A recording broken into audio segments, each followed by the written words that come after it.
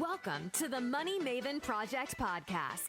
If you're here to learn how to obtain freedom over your time and money through real estate investing, you're in the right place. Create the life you want by living with intention and becoming a maven in mindset, money, and real estate. Now, here's your host, Justin Monk. Hey, this is Justin Monk with the Money Maven Project podcast. I am super excited to learn a little bit more about using VAs today. We got Sam Kabert on, who I've been following a little bit on Instagram, social media, and keep seeing your messages about, I think your message is clone yourself, right?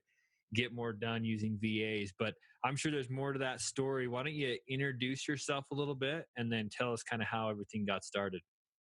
Yeah, Justin, thanks for having me on your podcast and appreciate you checking out the content as well. So for anyone, probably a lot of people that aren't familiar with who I am, because I have a small following on social, to be honest. My name's Sam Kabert, but I go by Swag Sam. And the reason is because I have a promotional products business, and that's what I've done my whole career, swag. And I'm not going to get into how I got the nickname, but as you can tell, I clearly sell swag. So as a guy selling swag in Silicon Valley, I need to separate myself. So what I did was I got into content creation. It's to date, I've produced 9 podcasts, 5 of my own. I wrote 3 books in a year. I have a food show on YouTube. And this all kind of culminated in 2019 being named to Silicon Valley's 40 under 40 list, which I could not have really achieve that without doing content creation. So what we're here to talk about today is virtual assistants, right? So how did I get into VAs? The other part of your question. Well, people started to ask me, how are you able to do so much? And I was like, VAs. And people would be like, what's a VA? You mean like veterans? I'm like, no, virtual assistants. And they'd go, what's that? And this is in Silicon Valley in like 2017. Like, are you serious? You don't know what a virtual assistant is? So that's kind of when I had the light bulb of being like, there's this many like entrepreneurs, professionals, and smart people in Silicon Valley that are not working with virtual assistants, and there's something here. So I started a coaching business in the fall of 2019 and subsequently a podcast as well called Clone Yourself, where I teach entrepreneurs how to scale their business, how to work less while being more profitable so they can live more through building out a virtual assistant team. So, yeah. Man, that's awesome. So you're that's super smart, right? You're looking around, you're saying VA and people don't even know what that means. You're in Silicon Valley. Like, whoa, hold on. There's obviously an opportunity to help these people out that are running these huge companies. And how's that been so far? I mean, you've been pretty successful working with a lot of people, or?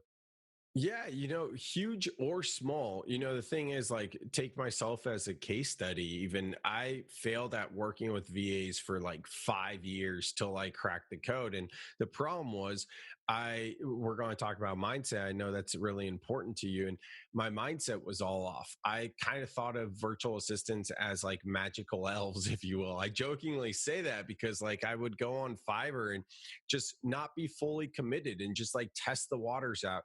And then in my promotional products business, I had to I had to let one employee go. She just wasn't doing well and she was new. I was just starting to scale. And then right after that, my right-hand man gave his 2 weeks and he was with me for like 4 years. So that's when I had that pivotal moment. I did what all great entrepreneurs do. And I ordered a 6-pack or I got a 6-pack and I ordered large pizza and was like, I'm not going to sleep until I figure this out. And that's when I really got intentional about working with VAs. And had I not had that moment, like, I don't know, maybe I'd still have employees today and I wouldn't be known as the VA guy, because I really had to put my money where my mouth was and be like, okay, yeah, I have VAs like editing my podcast and like, helping me with graphic design and website and here and there, but wasn't really scalable. So I had that moment that, it was kind of make or break. So yeah, I work with a lot of smaller entrepreneurs, to be honest, versus like large companies. My sweet spot is usually anywhere from a solopreneur to maybe 5 to even 20 employees, but 20 is getting on the high side. I mean, really, it's kind of like when you're thinking about hiring an employee and then looking at the ROI of an employee versus scaling with VAs. That's kind of like the difference. Yeah, I like that. So, Yeah. so currently, what do you have your VAs doing for you on the swag? I'm assuming they're helping on the swag side of things. What are they currently doing for you instead of just editing podcasts? Yeah, for sure. So for my promotional products business, like for anyone listening that's ever got a free T-shirt or free anything branded, that's what our company does. It's called Swagworks. I just do sales. I just talk with clients and I write up a sales order. After that, my job is done, and so I do the smallest portion of the job because that's really easy to do, and that's what comes naturally for me. All the proofs, the tracking, the shipping, the invoicing, all the accounting, all of that is done by my virtual assistant. So that's really, it's all streamlined. I like to say when you're working with VAs, you can't outsource your secret sauce. Like it's got to be you that does what your specialty is, right? Like, and Yeah, you want to find that zone of where your skill set is, where it matches what you like to actually do. Anything that you don't want to do, outsource it. And it's as simple as that. And with podcasting, I have a course called Permission and Podcast Simply Show Up and Record, where I teach podcasters how to simply just show up and record. Because anyone listening, or Justin, as a podcaster, there's a lot of time that goes into the promotion, editing, and the rekeying of information to go on your website, along with your hosting site and all that type of stuff. So I apply that to my books and YouTube and things like that as well. yeah. That's so funny that you mentioned that because like just this morning I was on I think I was on Upwork trying to find somebody that helped me out with the editing and all. I'm like, oh my gosh, I can't do this anymore. I like it, like I don't mind Nice. it at all, and I love listening and grabbing the data, but I'm like, I can't do this. I gotta do the interview. I gotta focus on that. So we'll have to talk more Absolutely. after. Yeah, let's do it for sure. So you mentioned cracking the code and using VAs.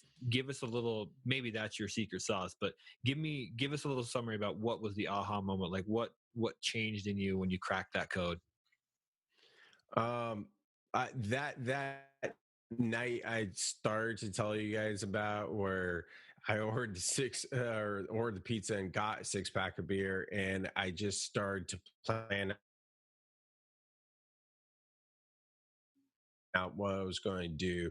On that, to build a virtual assistant team. Like I didn't really. That was the aha moment in terms of like the reflection, looking back. Like, shoot, I'm working less than 4 hours a day and in my actual business, and my sales keep going up.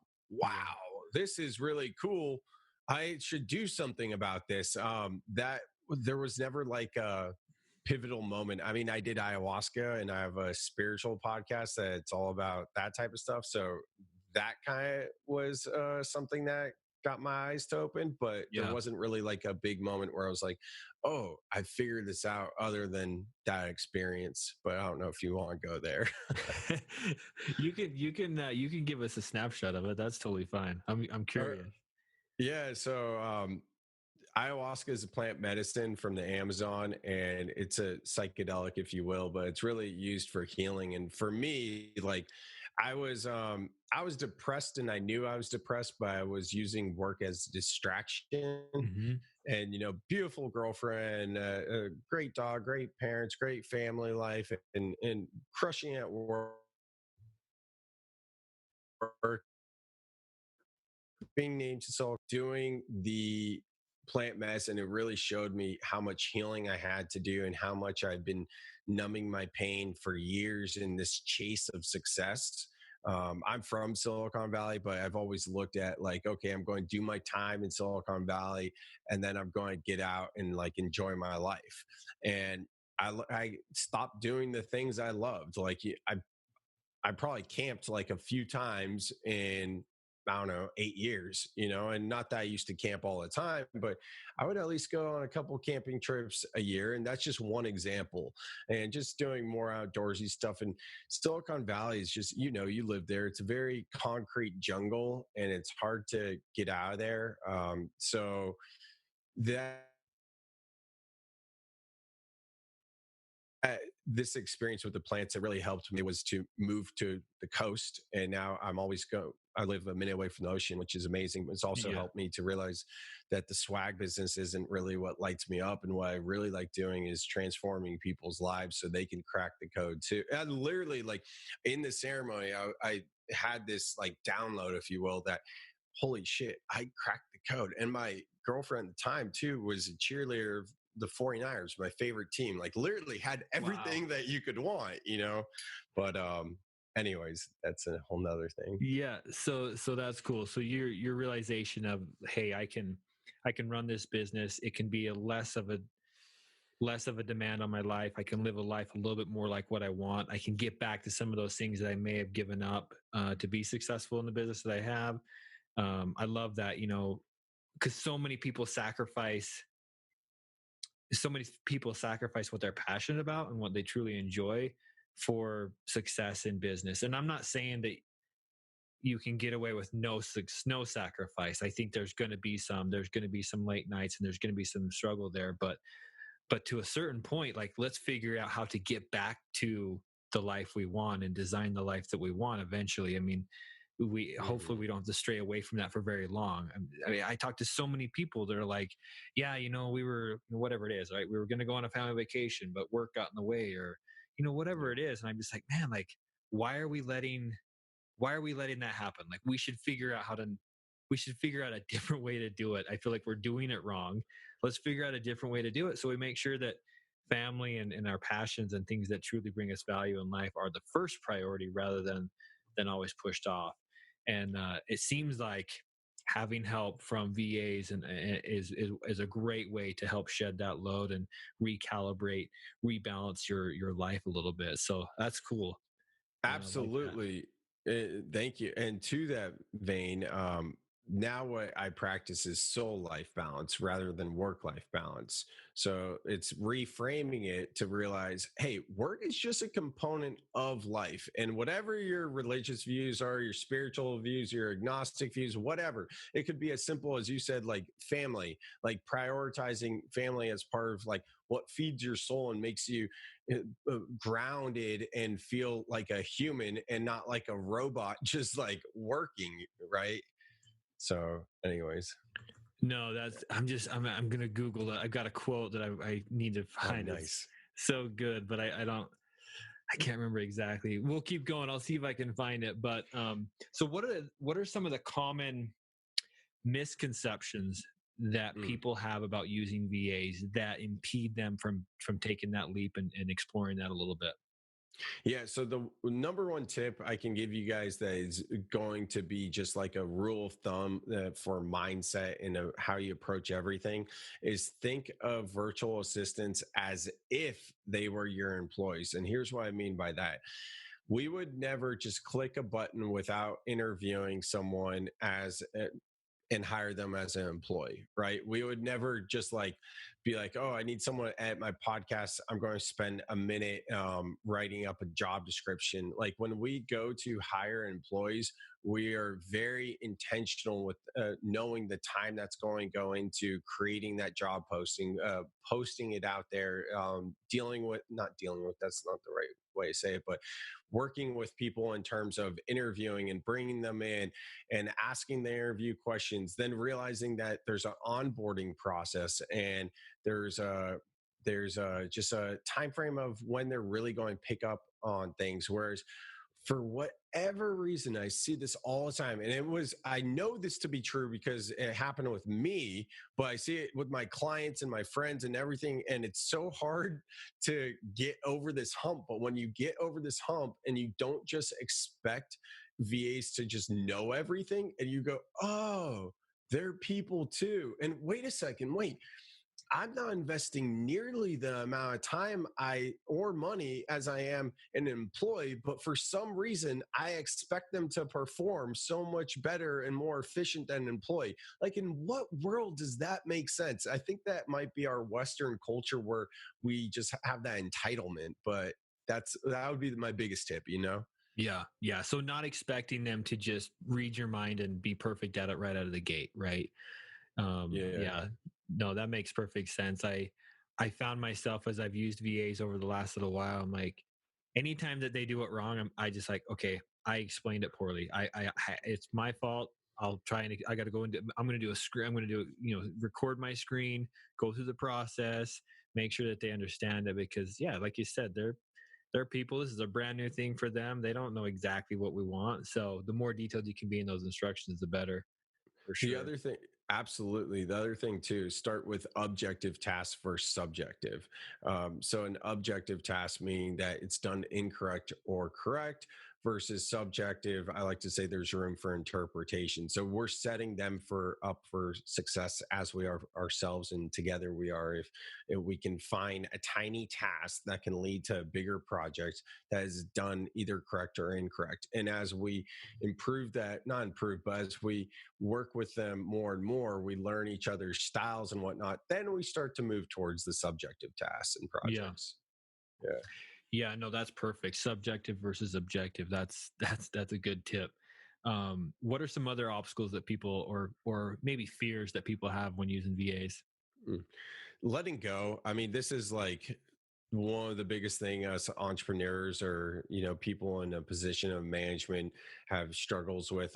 There, and letting go, I think, stems from what I see and from talking and working with people. It's like, well, they can't do it as well as I can, because there's two different things. If we're talking to a graphic designer, website designer, video production company, something that's artsy, it's like, well, that's what they're paying me for. That's why they don't want to let go of like the actual editing process or something like that. Um, for most entrepreneurs, it's more of, they can't do it as good as me. Like, I do it the best. Yeah, And that's usually why people can't let go. yeah. So, can you get people to get to that level where you feel like they're doing it like you would? I mean, I'm sure there's a way, right? Yeah, and that's what I teach with my clients. But the way to go about it on a high level is, I have a few different steps. The first one would be what I call the time audit, which is exactly what it sounds like. You document what you do, and every time you switch tasks for a week or two, and that will make it very clear when we go to the next stage, where we're taking all those tasks and projects and we're plotting them on this matrix I have of a level of difficulty to not difficult, and then the other side is like, how much fun it is versus not fun. And then from there, we can literally see on paper, like, oh, this is really hard to do and I find it fun, therefore I should be doing it. So it doesn't even matter that I'm trying to teach it to someone. So what we do is, I like to say we cherry pick, which I know a lot of people don't like that word, but we cherry pick the ones on the bottom left corner, which the bottom left is going to require low skill and low thrill, we call it. So basically that means, hey, it's not fun to do, I don't enjoy doing it, and it doesn't require a lot of skill. So going back to what we talked about previously, that's going to set us up for success in terms of getting our VA started easily. And then in terms of the letting go, it's not as big a deal to let go, because it's like, oh, that's not an important task. It requires low skill. So we just kind of move up the ladder from there. Yeah, and also probably less consequences if it's done not perfectly. The low skill, low thrill. True. Yeah. And we're going to create SOPs, standard operating procedures, in the process. And, through doing SOPs, we'll make sure that it's getting done correctly each time. And, editing I'm not you didn't ask about that. You're an interviewer. Yeah. No. I love it. This is awesome. You've obviously thought this out and obviously have a lot of good advice to share to people that are looking to grab a VA. Appreciate that. Because most people are probably just like me, just like last night, 11 o'clock. I'm like, I want to go to sleep, but I need to get this out there on, I think it was Upwork. And so, like, just blow right through all the questions. Boom, type out quick little explanations and hit go. Right. That's probably how most people do it. Probably did it completely wrong.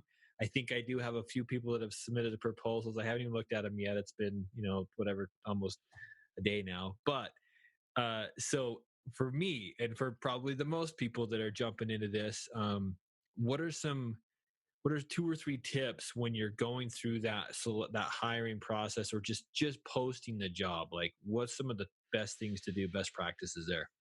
I know I have this document somewhere, but this isn't like something off the top of my head. So let me think about it. I use FreeUp, and the reason versus Upwork, and the reason why I like FreeUp is because they match you with 2 to 3 virtual assistants. So with Upwork, I used to always feel that overwhelm of getting, on the low end, maybe 20, 50 applicants, on a high end 100 plus. Like, how are you supposed to go through that? So if you do use Upwork, one thing that my clients enjoy using that use Upwork is they will put something in like the description that says like mention zebra or mention something random, right? Whatever it is, so that you can sift out the people that didn't read the whole job posting. Yeah. And that's a good thing that they do. For me, that doesn't really apply because I get 2 or 3 matched. That's the other thing. A lot of people are confused by what I do, and they think I have virtual assistants, and it's like I have a VA company where you hire through my company. I don't have that. I don't do that. Yeah, I just teach entrepreneurs how to work with VAs. So your question was 2 to 3 during the interview process. So look, you know what? For the most part, I do give my students interview questions, but that's one of the few things where I don't, it's not that I don't practice what I preach. It's that I give them interviews questions if they want to interview. How I work is I just go ahead and give them a small task, and then I evaluate that small task. So even though I said all of this about going about it like employees, for me, I've found that it's more efficient to just be like, okay, I'm going to hire you. Here's the small task. And then I evaluate them off of 3 main things, basically. The first is I have a can email, which I can give to you so you can put in the show notes. But basically in the email, it says like, hey, can you do XYZ task and have it by XYZ date? Please don't spend more than XYZ time, right? So there's 3 things I'm looking for. One is, did they get it to me by the date they said they could? Like if they respond back, oh yeah, I can get by that date, no problem. Or if they go, hey, I'm going to need more time, I could get done in this date, whatever the case may be. Did they follow up on their word? That's important. If I say don't spend more than 30 minutes on us, and they spend 35 minutes or anything more than 30 minutes, that's a red flag. And the final thing is the quality of the work. Now, here's the thing, and Justin said this earlier. If the quality of the work is not good, or it's lacking like perfection, which doesn't exist, but it's lacking like just anything at all, most likely that falls on us where we didn't explain the project well enough. So I actually don't look at the quality of the work, because it should be an objective task, a tiny task that's easy to get done. So if it wasn't done correct, that falls on me. What I'm really looking at is their character. Did they get back to me in timely manner? Did they spend less than the amount of time they said they would? And those are the 3 things I evaluate on. And I have an email template my clients use, and not even just clients, like it's one of those lead magnets, Yeah. That's great advice.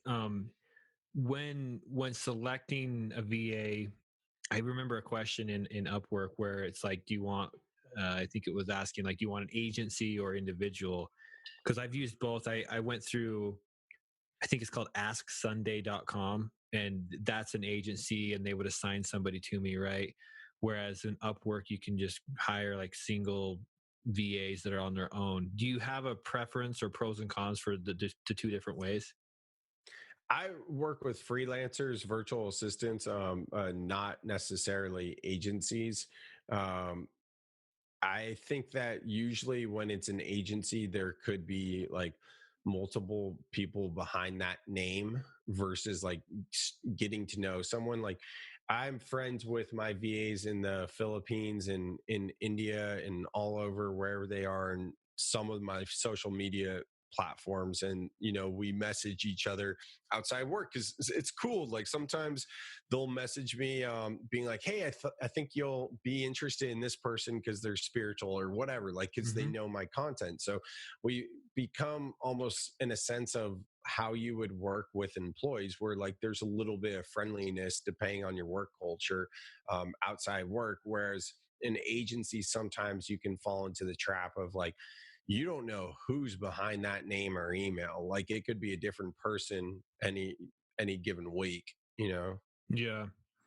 My first one thing I saw, and I don't know if it's consistent across the board, but working with freelancers tended to be a little bit cheaper than going through an agency, obviously, because there's less whatever markup, or there's less overhead, I guess, that they need to cover with that.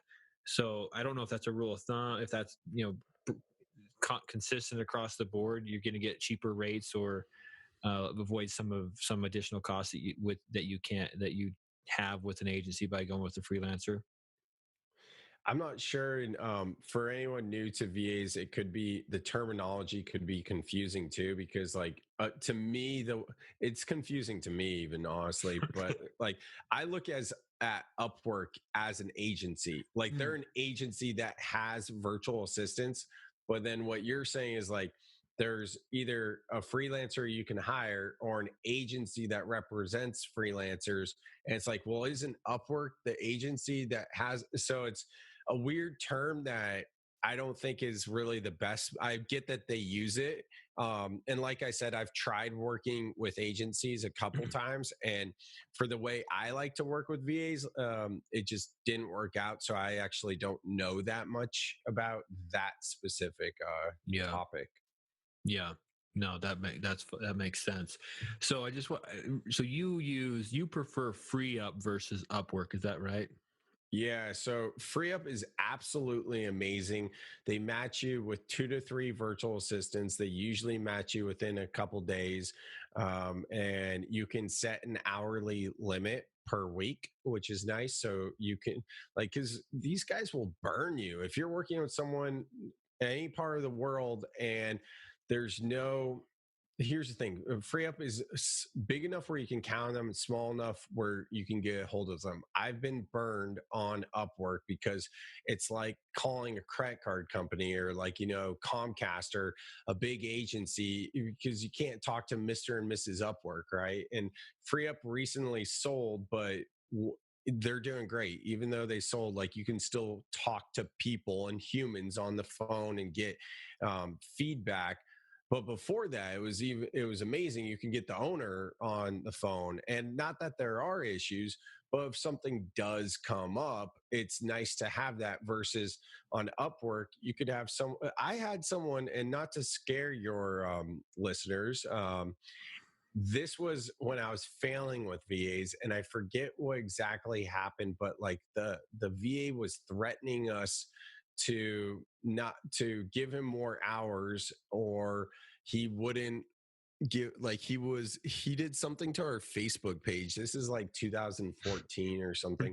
Yeah, it was like super not professional and everything, and I couldn't get anyone from Upwork on it. And Hmm. I've never had that issue with FreeUp. FreeUp says on their website, and they'll say in all their marketing, they have the top 1% freelancers in the industry. Upwork is kind of like just anyone can apply to be a freelancer on Upwork. So they're not pre-vetted. So it's nice to know that on FreeUp they're pre-vetted. And if something were to come up, they will take care of it. I really like the hourly limit. Also on Upwork, I got burned, and this is what I meant to say earlier, where I might not have said because this was early on working with VAs, like don't spend more than 5 hours on this project or whatever it was, and they spent like 20 hours on it that I got billed on it. The nice thing about working with FreeUp is you literally know what your budget is because you cap VAs. You say, okay, this specific person is going to work 1 hour a week. This person has up to 10 hours or whatever the case may be. So you can plan out your budget. Yeah. No, that's awesome.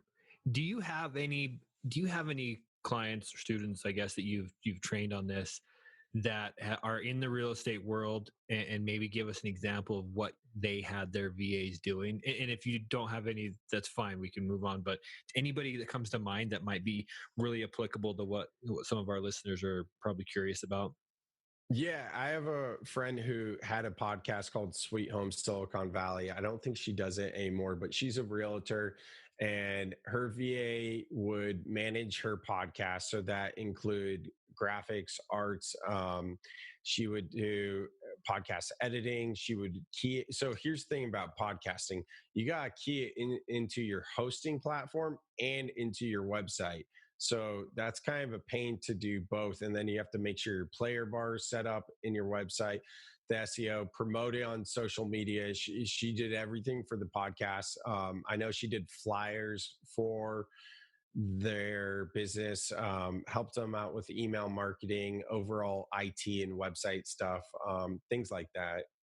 Yeah, perfect. Yeah. And some of the stuff, I've used VAs for creating, little memes, like thoughtful memes, right, with the cool background and my logo on it for my social media accounts. And I just gave them a Google Doc list of like 100 quotes, and I said, I asked them to I gave them the template of what I wanted it to look like.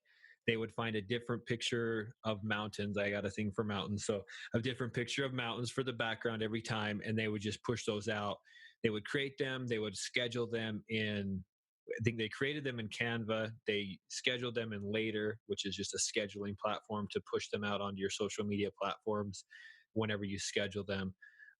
That was so sweet. Like that was, I just, once I plugged that in, my hands were off, and I was like, man, every morning I woke up, and on both of my Instagram accounts, I had a new quote right there, and people were loving it. And so that was super great. I throttled that back. I need to start that up again, but that was super helpful. Like I'm like, I cannot spend my time creating these little things, and I did okay at it, but there was no thrill. Like I was like, this is boring to me. I love the quote, but I don't like making the cute little meme. So this has got to go somewhere else. And that was good. That helped me build up to whatever, like from like 200 followers to like 2,000 followers. I had the VAs like following 50 people a day on my account, and all the tricks to grow your account. But just recently, so that's one example. Just recently, I hired, I believe it was through Upwork.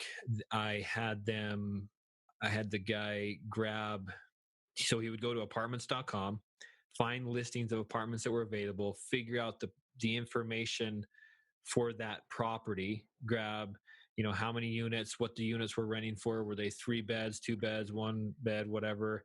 Get the address, find the owner's information, and put all that into a Google Doc. So now I can go through those properties, and I'm going to start calling the owners, and hopefully find a multifamily property that's owned by somebody that wants to sell it. So that was so seamless. Once I just put one example in, and I'm like, go to apartments.com and go to the county register or the county records for the owner. And yeah, it took a little longer than I thought it would, but I mean, I never know exactly how long that kind of data gathering should take, but it was awesome. He did a great job. So I love those examples, by the way. Yeah, I mean, I love those. I have a full-time job, so I work in the solar industry. I'm a partner in a solar installation company, so I can't spend my days gathering data off apartments.com. I just can't. But it has to be done, and it has to be done for me to find those multifamily properties. So I know I've done a few other different tasks. Can't think of them right now, but those are some examples. But I know, as I was looking through some of either on Fiverr or Upwork, there were VAs that would even do the phone call for you. Like if you had, and I don't know how good it is. I'm obviously, hopefully, they'd have to be pretty fluent and very, very well spoken in English, but they would even call those owners for you and see if all they got to do, figure out, are they willing to talk about selling that property? And if they say yes, perfect. Here's the time, schedule it for me to get on the phone with that owner and talk about the details of it. So I haven't tried that yet, but that could be awesome. I have a friend that right out of college was working with like ADP or one of those payroll companies, and he just crushed it and was like a manager and like top salesperson, and just like kept getting promoted and all that. And he would never work. He did exactly what you said. He had VAs getting the names and contacts, and he had VAs making the calls. He would just go into close. Yeah. So yeah, I've been super tempted to hire a VA to do some of my work at on the solar company, because I'm in sales. So I'm always calling leads. I'm trying to set up appointments. Man, if I could have somebody doing that for me, that'd be awesome.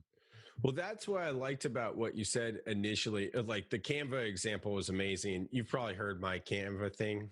I don't know.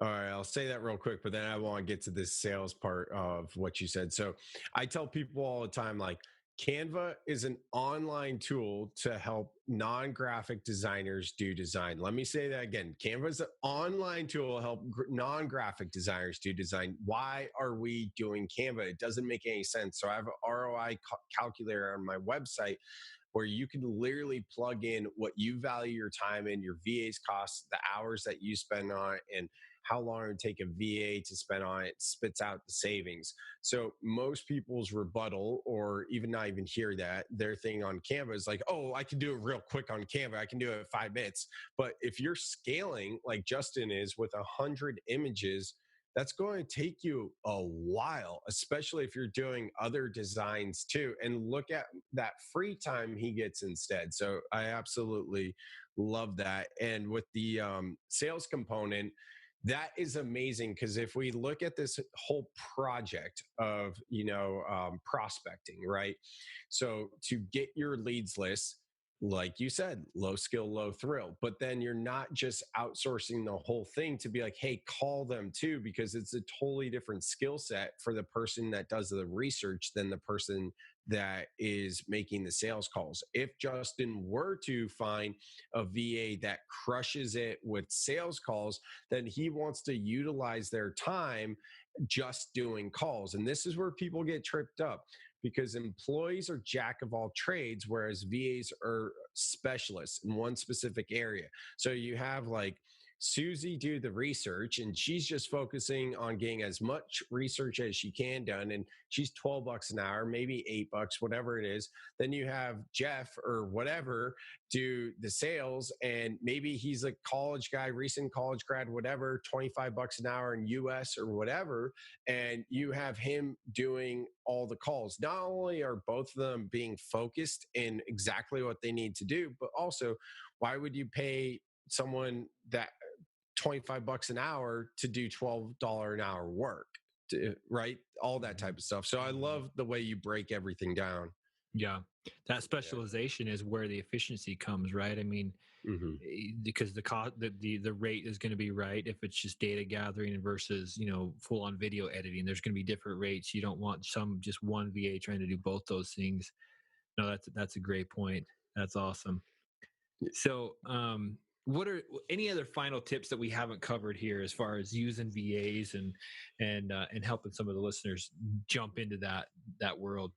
Trello. Do you use Trello? I don't. Tell me. I've heard that. What is it?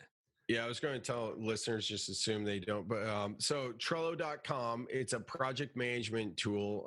It's like a blank canvas. So basically, it's a process board of like ideas to doing to done. And I have Trello boards I have like over 20 Trello boards for specific things. Like I might have a Trello board for like a different one for Justin's sales thing than I would for his Canvas social media thing. Like it would be a completely different board. But basically, this is a way to manage projects.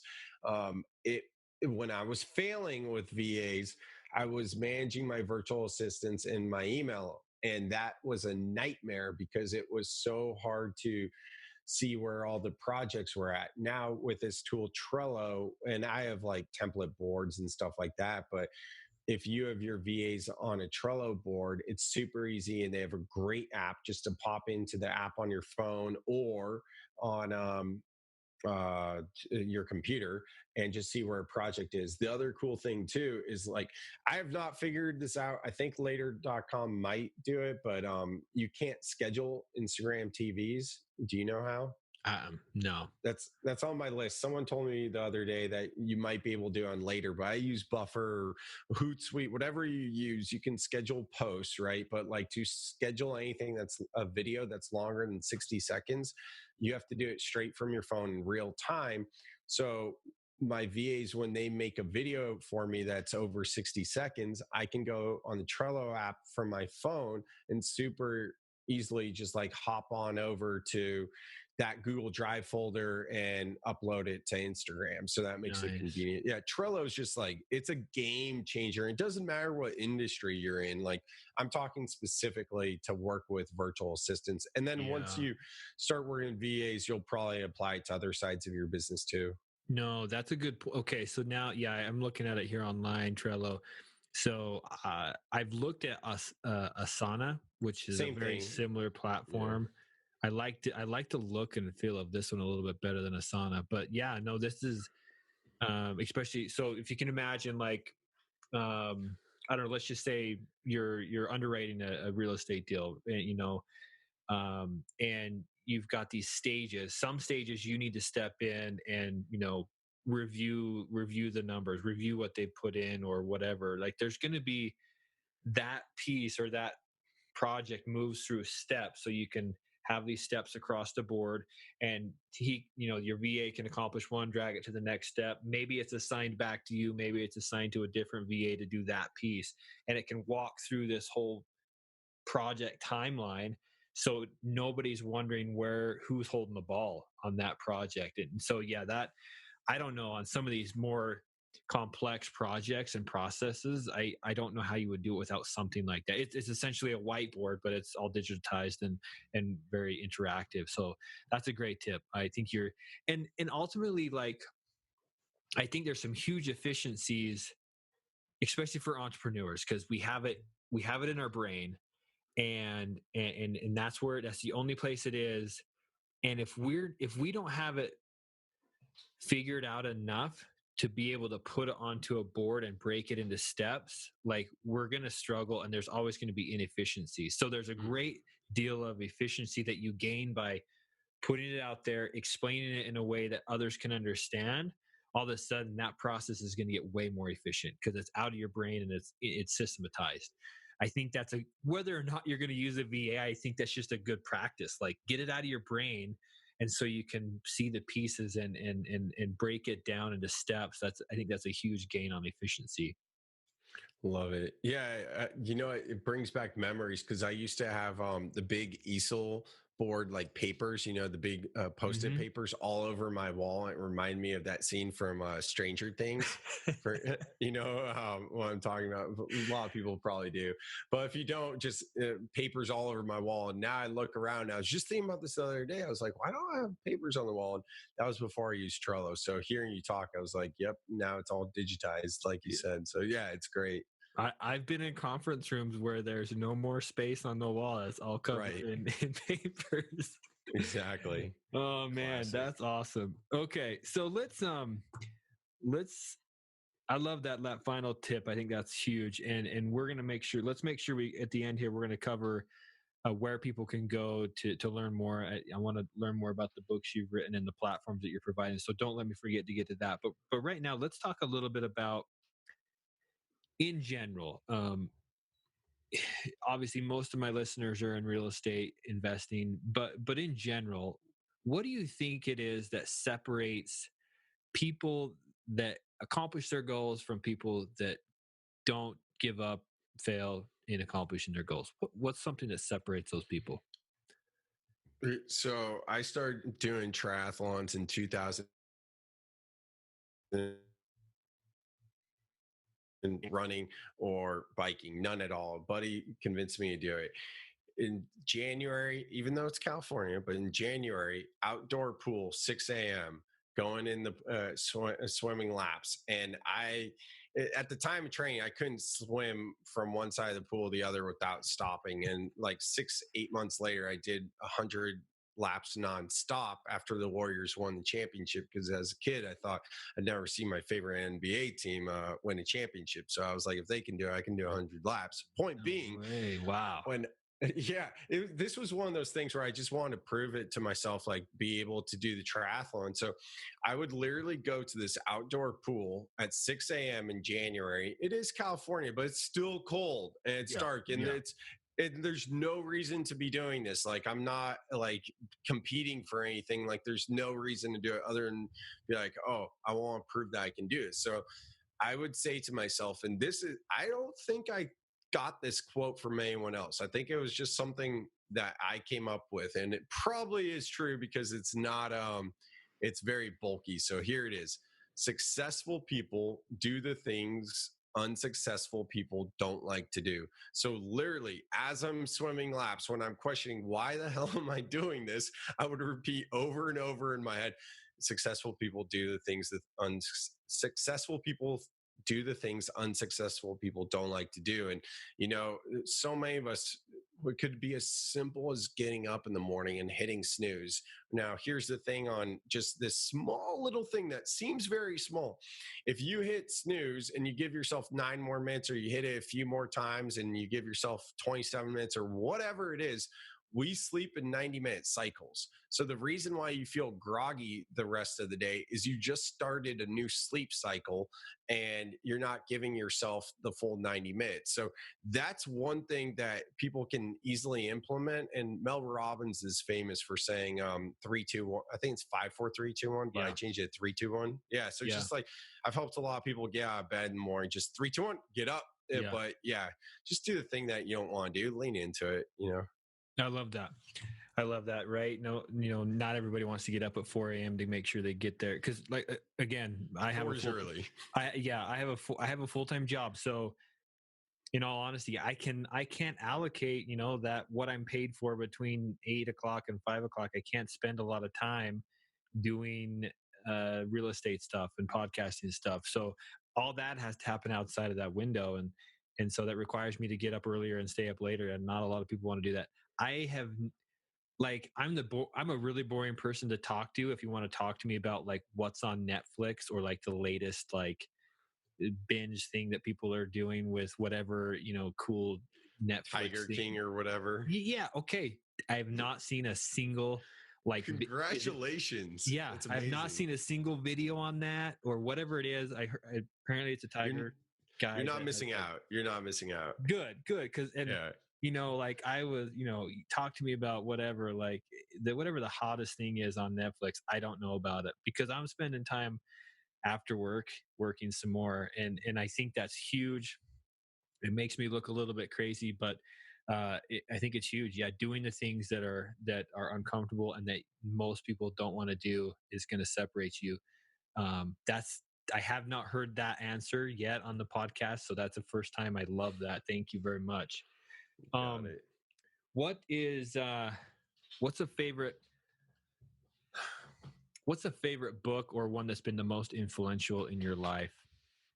Think and Grow Rich has always been my favorite book, but I recently read The Untethered Soul. And I mean, if you're into soul development rather than self-development and like spiritual stuff, like Untethered Soul blew my mind. And it's like, to me, should be, and I don't even like the word should, but it needs to be the first book that anyone interested in spirituality gets into. And like, there's so, not only myself, but like so many people, when I'm reading this book, it was like, oh my God, you need to hear this message. And if we all just read that book, I think we'd have such a better society. I'm just in love with that book right now. But business wise, Think and Grow Rich is my all-time favorite. Perfect. I love that. I've jotted down Untethered Soul. I have not heard of that book. I want to read that. Sounds like a good one to read when you're, I don't know, on vacation, kind of hanging out somewhere. I don't know.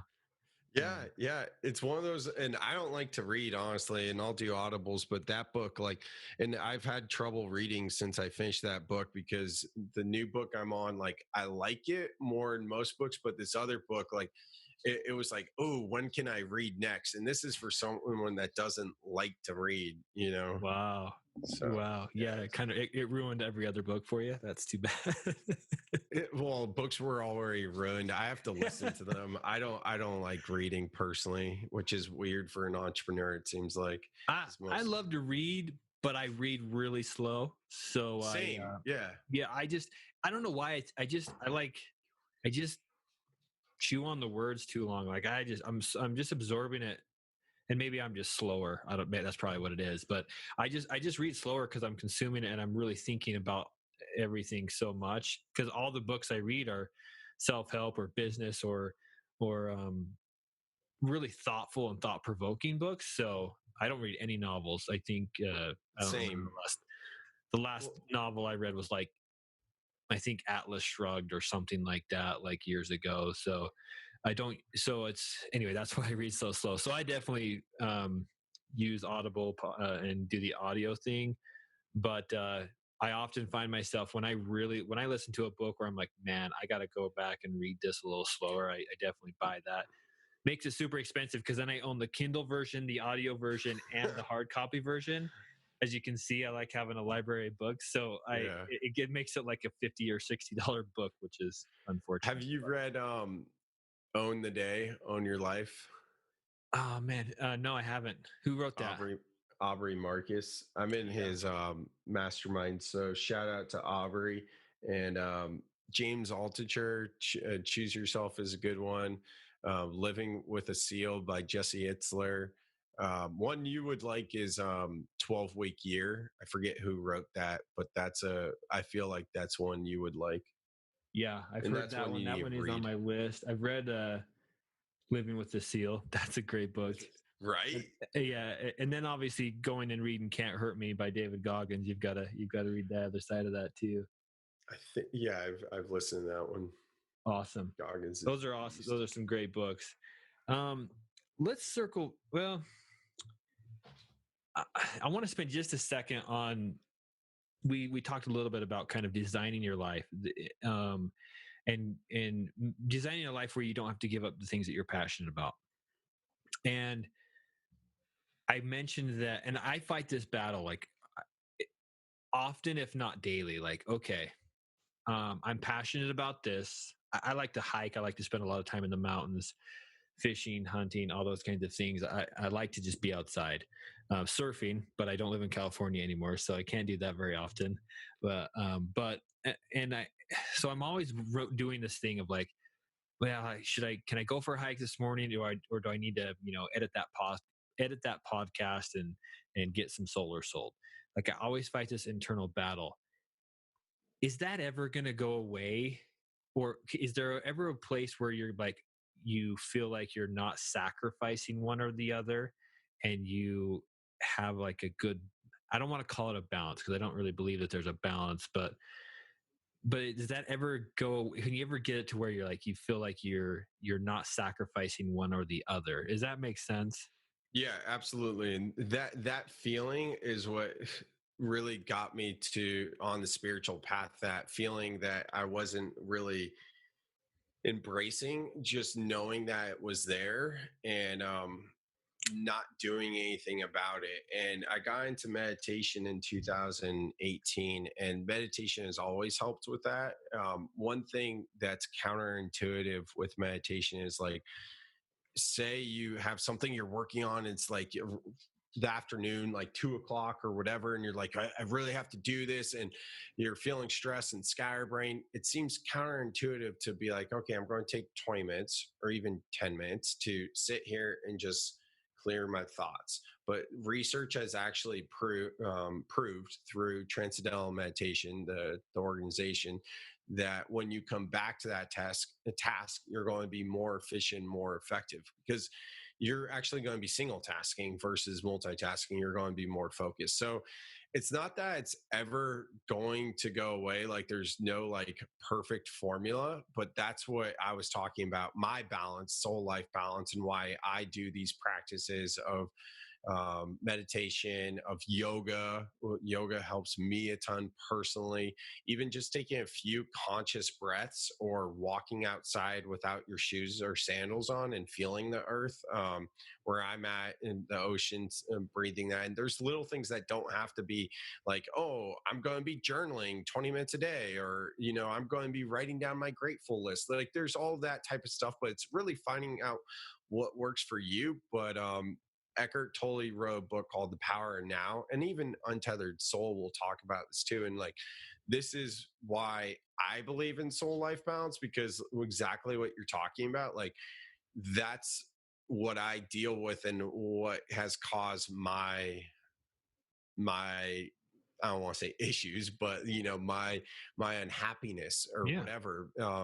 And yeah, you also feel this pressure, like you almost feel guilty during work hours or even a work day if you're doing something that is not productive, and that's not healthy. And this is why I say work-life balance isn't it's not good, because if we're looking at a balance equation and being like, okay, so work is 50%, not that's 50-50, but giving it that much attention, it's like, okay, so what is life? What does life mean in this equation? Is work not part of our life? Like, can it be like life family balance, or like why are Hmm. we giving work so much attention? So Yeah. a lot of it is this Western society where we've been conditioned to work, work, work, be productive, do. And yeah, it's just something that if you're cognizant about it and you're working on it, then you'll start to chip away at. But if if you are intentional about it, then you can actually start to make a massive change. Yeah. I think that it all comes down to the mindset around it and how paying attention to what's going on in your mind, right? And why, because like you, like that is probably one of the biggest sources of stress for me. Like I'm taking off tomorrow morning. We're going to Jackson Hole. We're doing a little family trip, and it's going to be so hard for me to not be like, oh man, I got to go get that podcast with Sam edited and up, like, or I've got these solar deals I've got to close down or whatever. Like, it's so hard for me to just let go and not feel like I need to be, because I've got big goals, right? I've got things I want to accomplish, and I feel like I'm sacrificing those things anytime I take time for myself, or my family, even though I know that's so important. And so that's what's so big. That's why real estate and just whatever is so big for me, because I want to get to the point where it's I've got a real estate portfolio. It's managed. It's passive, as passive as it can be. VAs are helping me out. And if I take a day or if I shut down for a few hours, it's not, it doesn't feel like a sacrifice. And that's my ultimate goal. And it sounds like VAs can be a huge part of that. I'm hearing more and more as I've talked to people that meditation is there's a lot of people that meditate. Yeah. I don't do it intentionally. I mean, I do spend some thoughtful time, but not like meditation, like what I'm thinking people are doing. And so I'm seeing that trend. And so I'm gonna have to look more into that. It seems like a powerful tool to clear your head and get your head right. Yeah, and I think going on a hike or in the mountains, that type of stuff for you is probably a form of meditation. Like before I got into meditation, like swimming or running were my forms of meditation. And, plenty of people will be on their high horse and be like, oh, that's not meditation. But the truth is, like, it actually really can be. So it doesn't have to be like, oh, I'm going fold my legs and sit in an uncomfortable position because I'm not flexible and put my fingers in a yoga posture and close my eyes and say a mantra for 20 minutes. It doesn't have to be Hmm. that if that doesn't resonate with you, you Yeah. know? Yeah. I Yeah. like that. So, That's a good point. Um, so I love that. That's a huge part of the platform is just being able to create the life that you want. There's no reason that we should, in the long term, sacrifice what we like most or are most passionate about. I think you might have to be super if you're trying to launch new thing. Like you might be so focused on that for 2 months, right? You may have to shut everything else out. But in the long term and in general, I don't feel like we should have to sacrifice those things. And I finally found that quote that I wanted to read earlier. Oh, It nice. says, where is it here? And joy is, after all, let's see, wait. No, we do not live to eat and make money. We eat and make money to be able to enjoy life. And I love that. Like this life isn't about making money and working and just spending our time there, but this life is about enjoying the life and we have, on the side we've got to make some money so we can eat and enjoy life. And I just think sometimes we need to shift that perspective, um, and get it more in balance throughout our lives. I think that's super important to a happy and a fulfilling life, I guess. Absolutely. Yeah. My dad says, work to live, don't live to work. Yeah. Very similar. Yeah. Perfect. Love that. Okay. Let's a couple more questions here. What is your why? Like overarching, what is your why? And we've probably touched on it a little bit, but I always like to summarize here at the end now that it's in perspective. But what is your why? What's pushing you?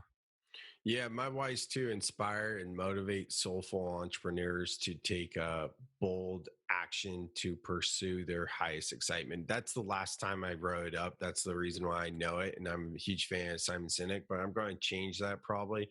But my whole thing is empowering people and getting them their freedom back so that they can do everything we have been talking about this entire podcast Love it. versus just working. Yeah. I love it, man. Thank you. That's awesome. What are some ways that you are giving back, to others and to other causes? What are some ways that you're doing that? I'm always curious. I'm always trying to think of good ideas, and so I like to hear what other people are doing, or maybe something you intend to do if you're not currently doing. There's nothing wrong with that either. Yeah, I'm selling myself short, not being able to think of anything because I know that there are a lot. I mean, even my Soul Seeker project, Mm-hmm. that podcast, like I have a podcast called Soul Seeker where it's all about mindfulness, spirituality, plant medicine. It's all about healing and, this type of stuff that I've been kind of teasing a little bit, but not Yeah. going totally into. And that is not profitable intentionally. Like it's a passion project. So that's something where I am literally like doing it out of passion. I hire VAs to run it. So it's like I'm paying money for Yeah. something that I know is not going to produce any ROI because I'm Yeah. passionate about it. That's my big thing probably. I love that. I love that, man. Okay. Okay, so give us a summary of, well, first off, how can people get a hold of you? How can people find you? Where can people find you? Talk to us about the platforms where you're delivering your content and your training, the books and the other opportunities that people have if they want to learn more. Absolutely. So my website is swagsam.com. Over there, it's got my multiple brands I'm looking at right now, and I have about 5 different brands. So from there, it's got the social media platforms for each of them, whether you're into food, you're into spirituality, or you want to buy some swag, or you want to learn how to scale with a VA team. It's all right there. It's the easiest way to get a hold of me and find out what I'm all about. Swagsam.com. Perfect. Perfect. And the books that you said you've written 3 books, correct? Right. Yeah. What books are those? So the first one was called something work. I need to change the title. It was too long. But it was how to work with VAs, and I need to rebrand that to Clone Yourself. The second one was the written goal, and that's all about the mindset behind writing your goals down, along with a action plan. It got some workbooky type stuff. And the third one is Swag Works, how to make swag work for your business. So it's for like corporate. Yep. Yeah. Perfect. I love that, man. This has been super good. I love this conversation. I love the ideas, and especially that focus on that balance in life and just designing the life that you want to live. And I think ultimately hiring VAs is a super good way to do that. We're providing an opportunity for them to make money and to grow their portfolio, but it's also helping us, do things differently and hopefully have more time to do the things that are of high value and obviously bringing more value into our lives, doing whatever it is that we want to do. So I appreciate the conversation, man. It's been awesome. Yeah, Justin, thank you so much for having me on your podcast. And yeah, keep up the great work. Thanks for listening to the Money Maven Project podcast. A true maven shares knowledge with others, so be sure to share this podcast and leave a review. Thanks so much, and until next time, live life with intention.